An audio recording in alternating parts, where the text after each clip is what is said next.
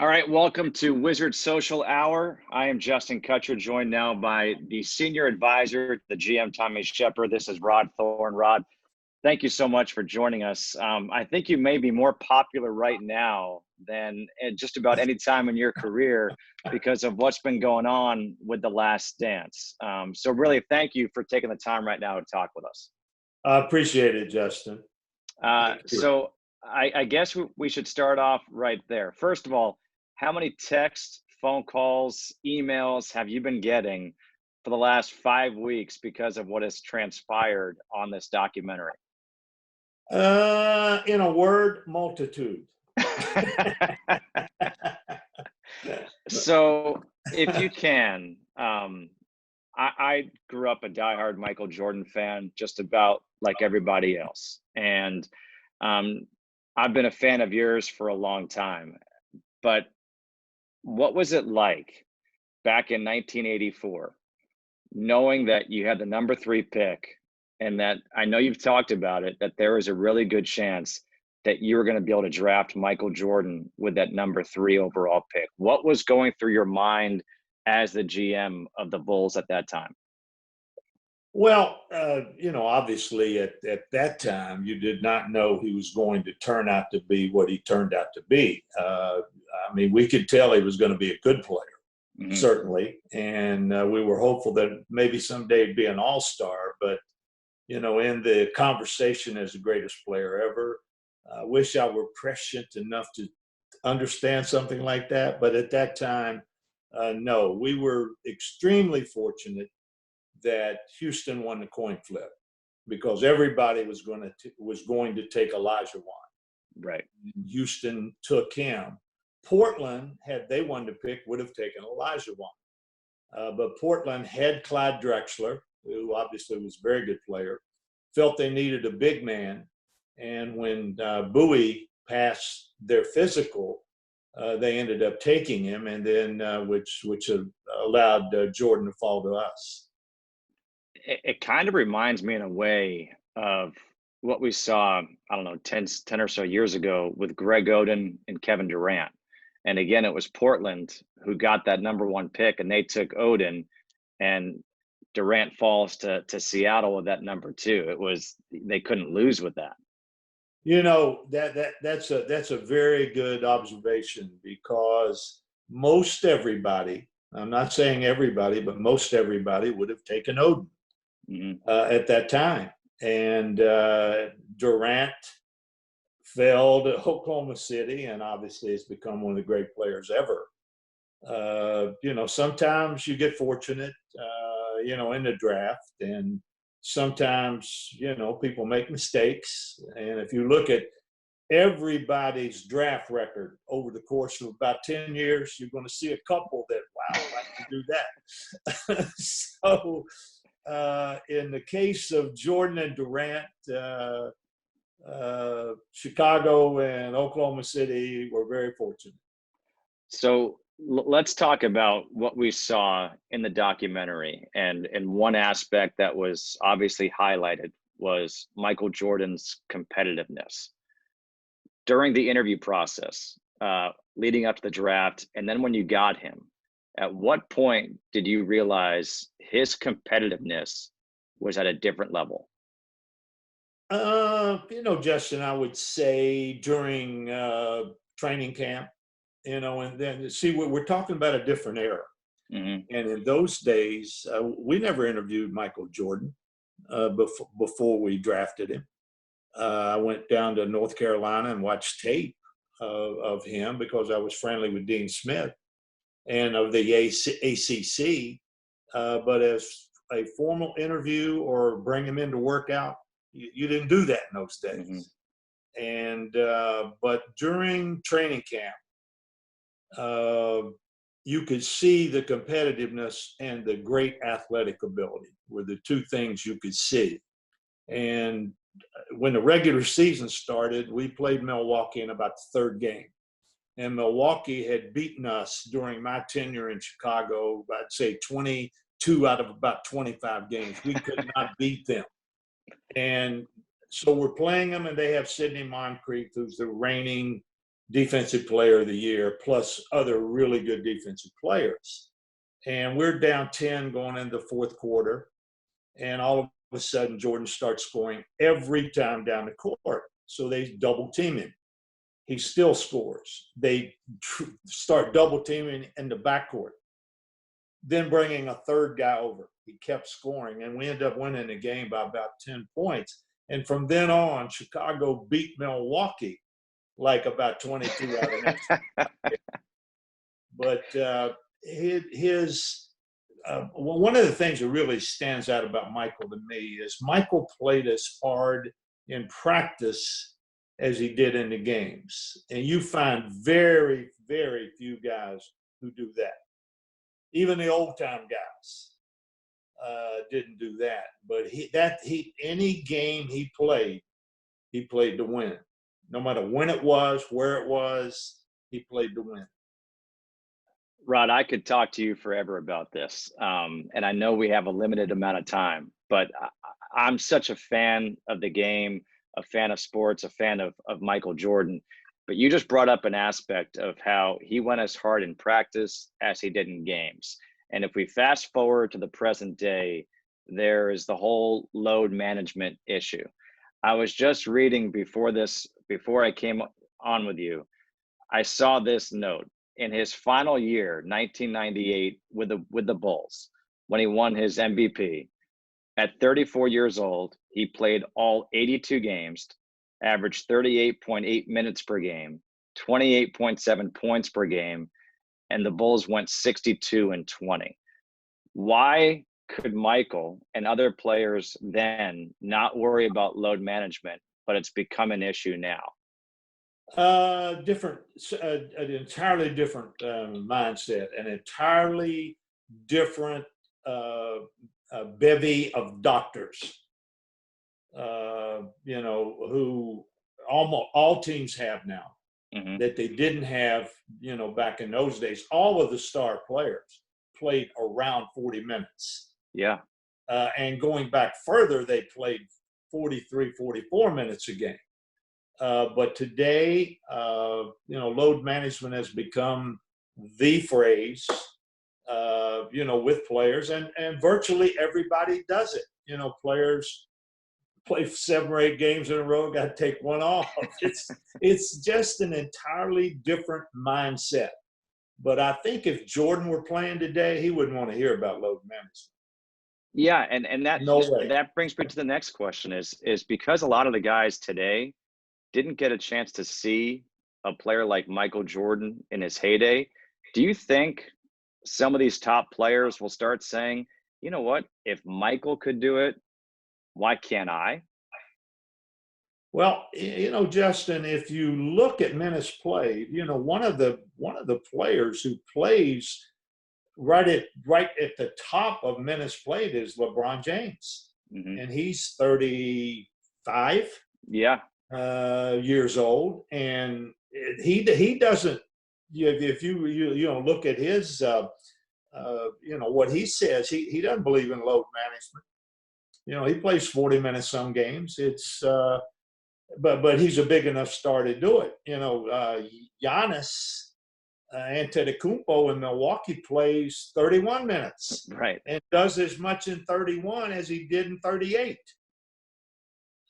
Because he plays harder. I mean, I understand. I understand it, but what you don't want to do is just every time you don't feel like you're 110% that you can't play, or oh boy, tonight this is my night off. You don't want players to have that mindset.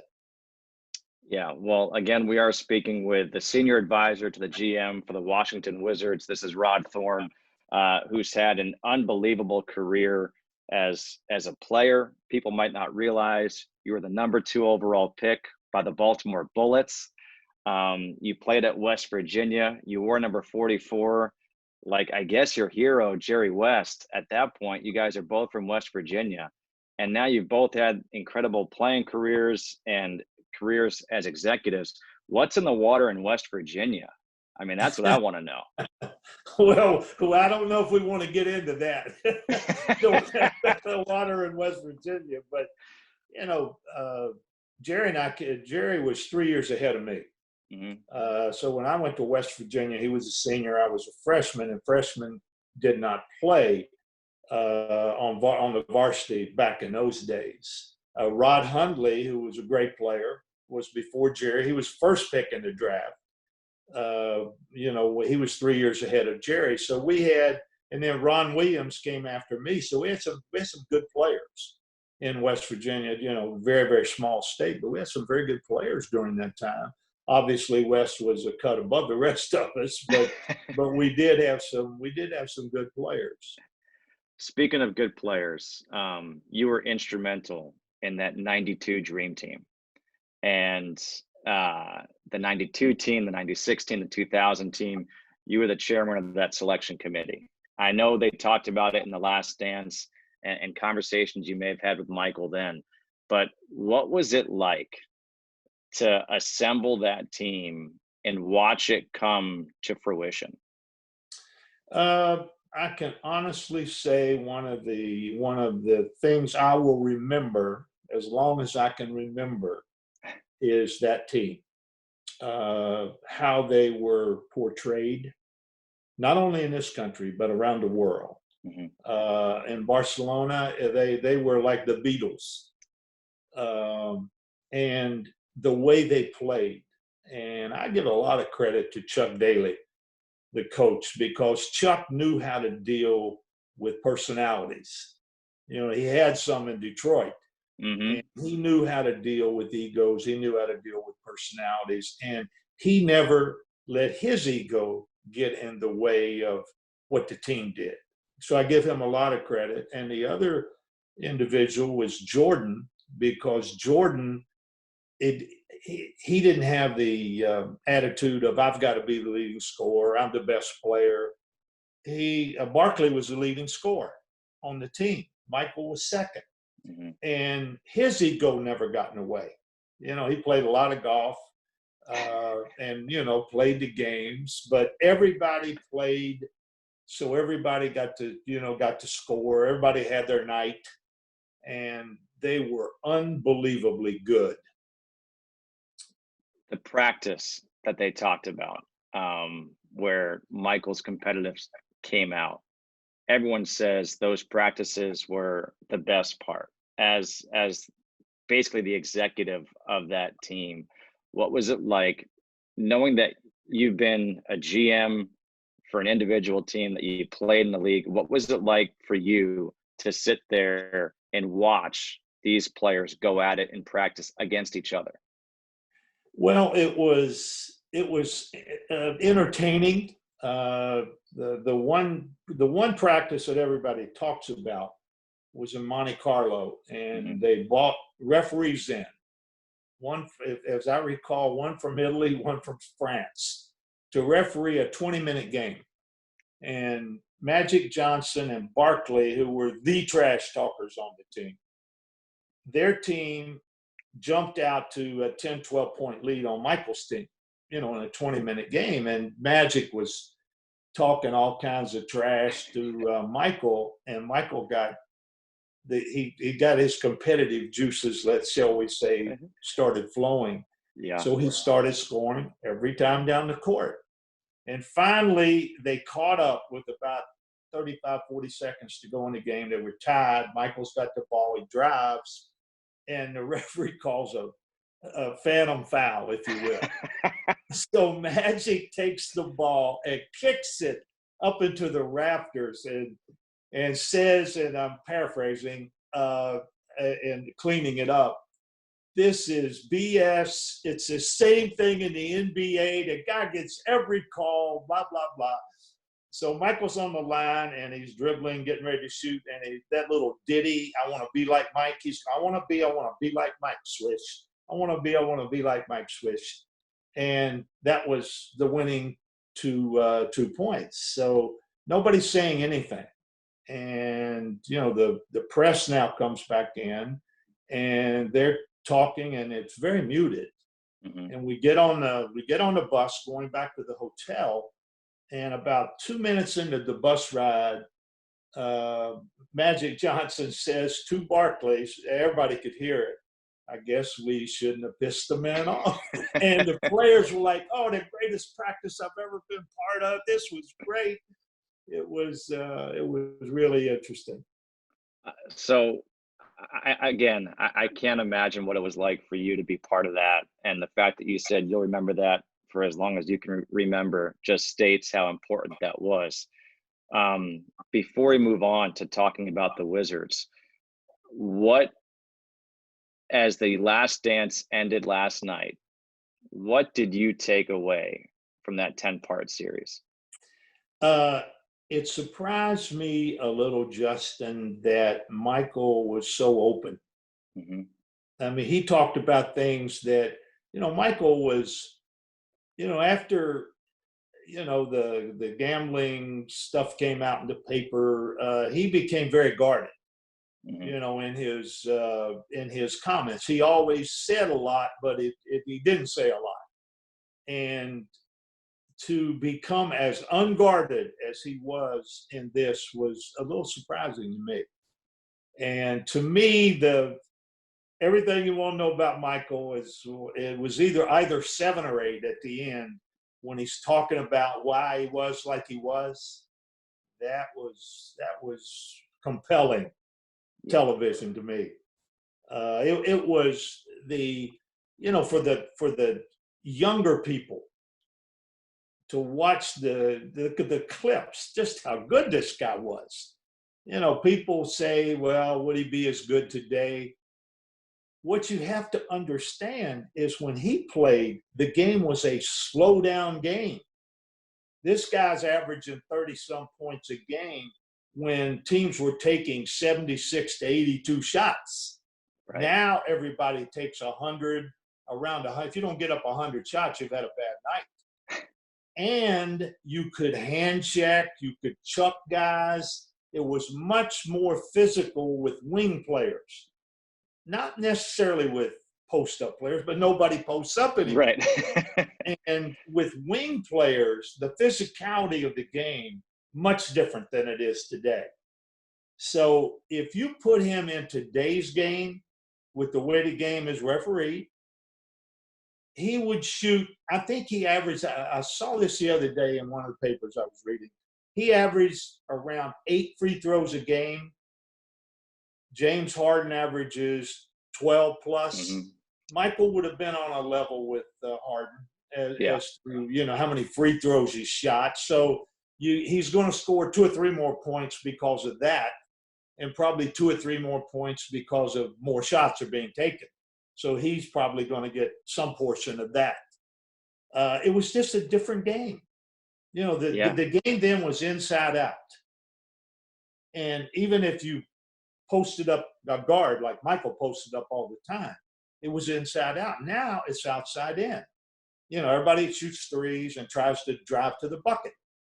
And it's just a different game.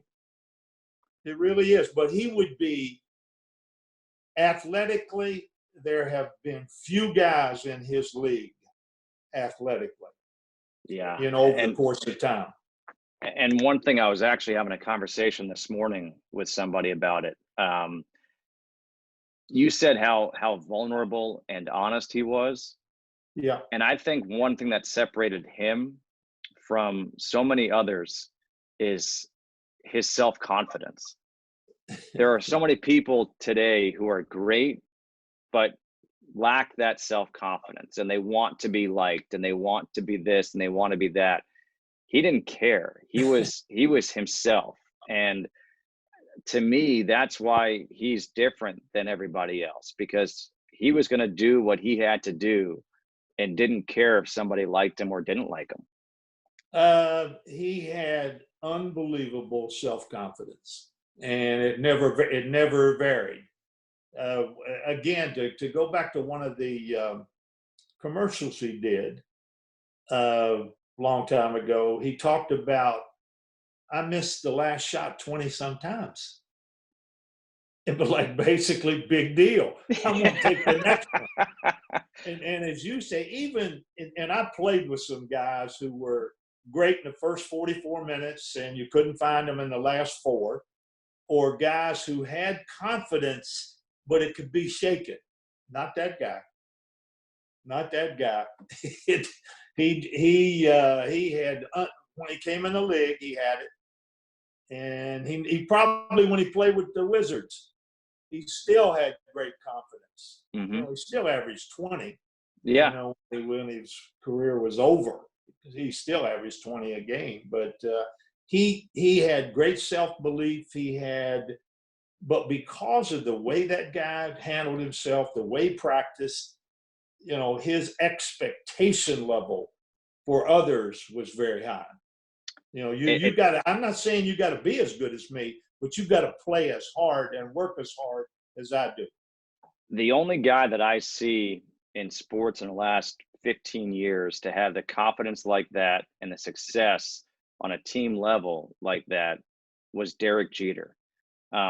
Someone who didn't worry about social media, didn't worry about anybody else. He just worried about himself, demanding of his teammates, and he won quite a few championships with the Yankees. But that's what I kind of thought of when I'm watching and listening Michael talk. Derek was quieter than Michael, but Derek had unbelievable self-confidence also. And it's funny that no matter what he's happens, a Jordan athlete. Of course, in baseball, if you're successful 3 out of 10 times, you had a pretty good career.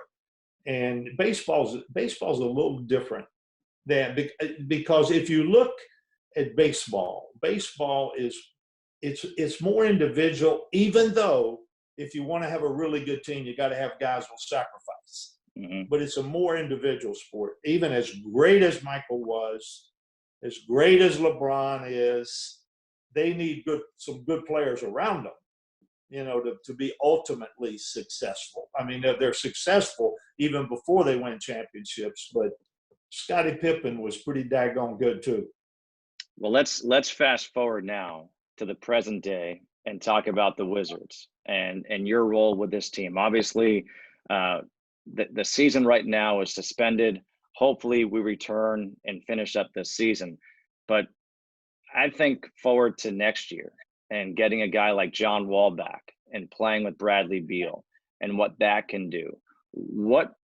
How do those two work together the best in your mind to make this team as good as it can possibly be?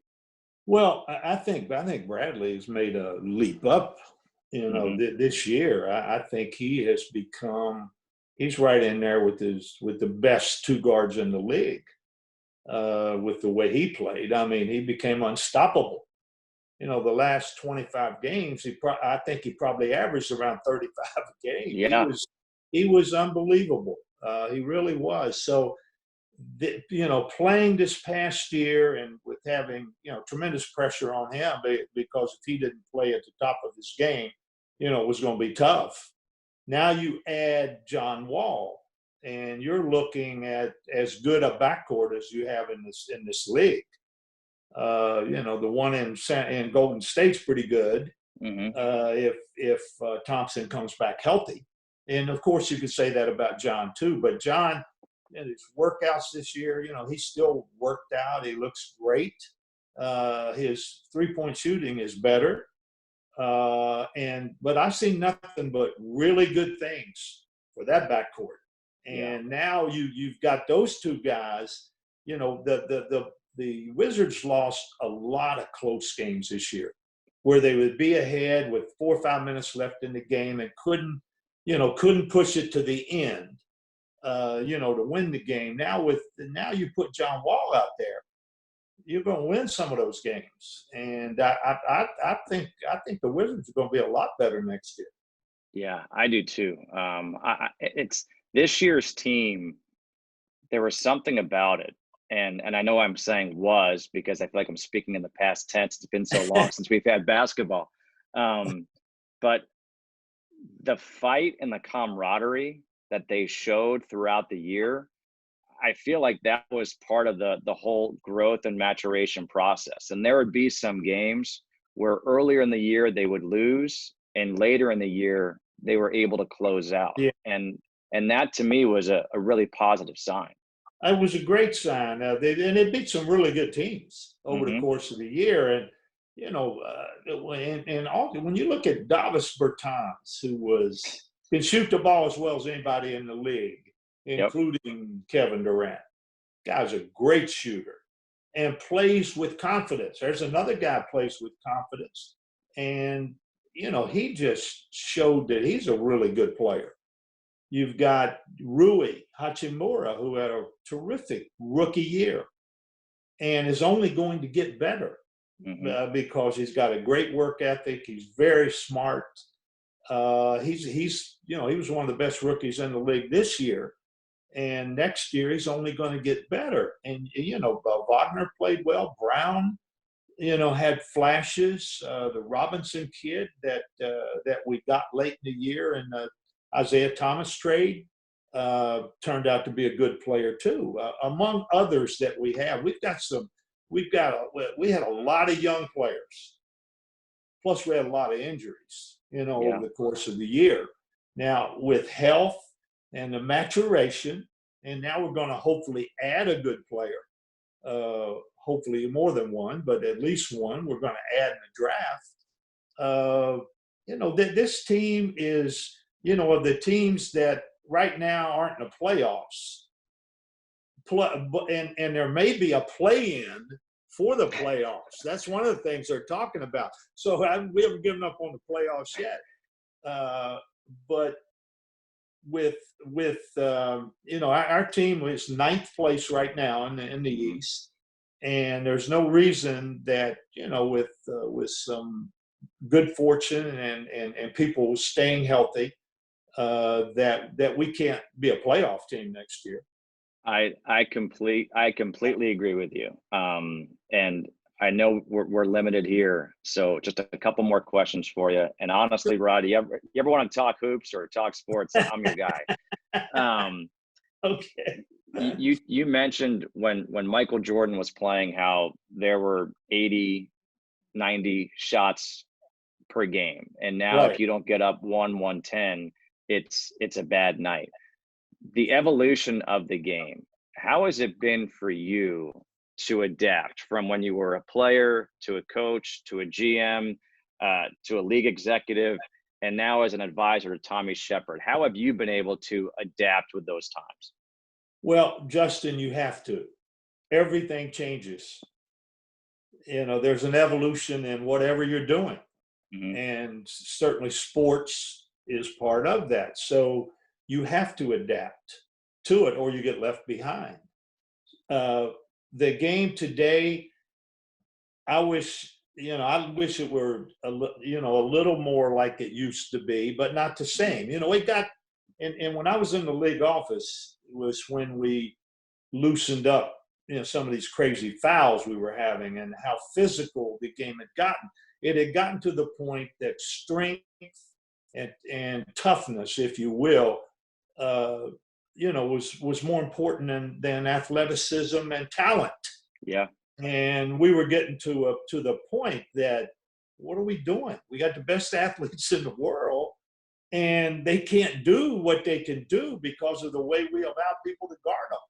So that got loosened up, and now the game is, we have more shooters than we've ever had in this league. The shooting is better. I think the coaching is better.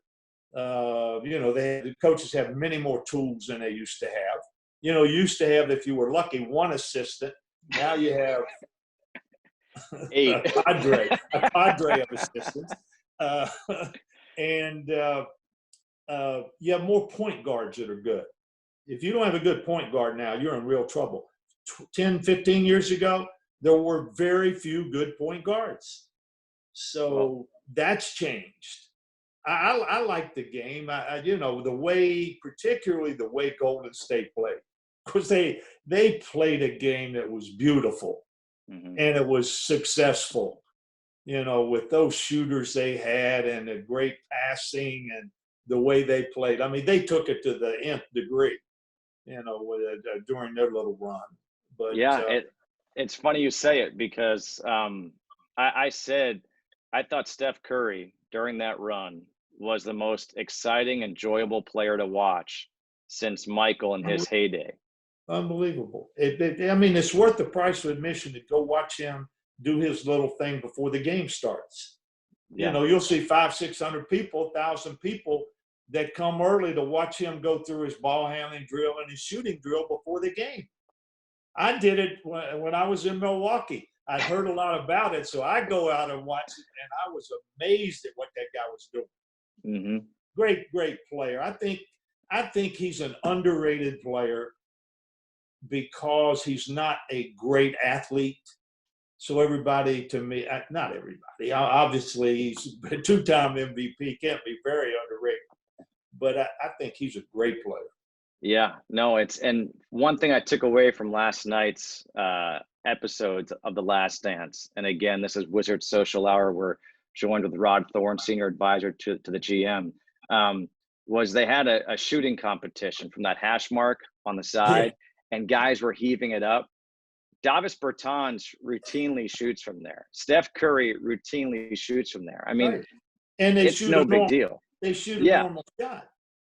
We played Sacramento, and I was watching warm up, and Bertans and Bogdanovich were shooting from like the end of the circle, and it was just like a normal shot, and they were making more than half of them.